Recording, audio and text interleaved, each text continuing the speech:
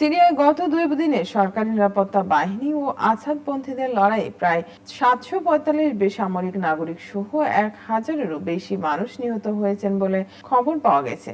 খবর the guardian ও বিবিসির। British ভিত্তিক Syrian observatory for human rights SOHR জানিয়েছে, শুক্রবার এবং শনিবার আলাউদ্দের লক্ষ্য করে প্রায় 30টি গণহত্যায় প্রায় 745 জন বেসামরিক লোক নিহত হয়েছে। এছাড়া 125 জন সিরীয় নিরাপত্তা বাহিনীর সদস্য এবং 148 জন আসাদের যোদ্ধাও নিহত হয়েছেন।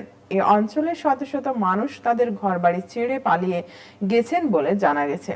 এটি ক্ষমতাচ্যুত প্রেসিডেন্ট বাশার আল আসাদের প্রাণকেন্দ্র, যিনি নিজেও আল আউদ সম্প্রদায়ের। SOHR জানিয়েছে, গত 2 দিনে মোট 1000 জনেরও বেশি মানুষ নিহত হয়েছেন, যা গত ডিসেম্বরে আসাদ সরকার উৎখাতের পর থেকে সিরিয়ায় সবচেয়ে ভয়াবহ সহিংসতা।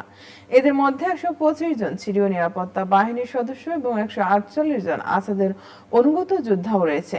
নিহতের এই তালিকায় আসাদের অনুগত কয়েক ডজন সরকারি সেনা এবং বন্দুকধারীও রয়েছেন, যারা বৃহস্পতিবার থেকে উপকূলীয় লাতাকিয়া এবং তার্তুস প্রদেশের সংঘর্ষে লিপ্ত হন।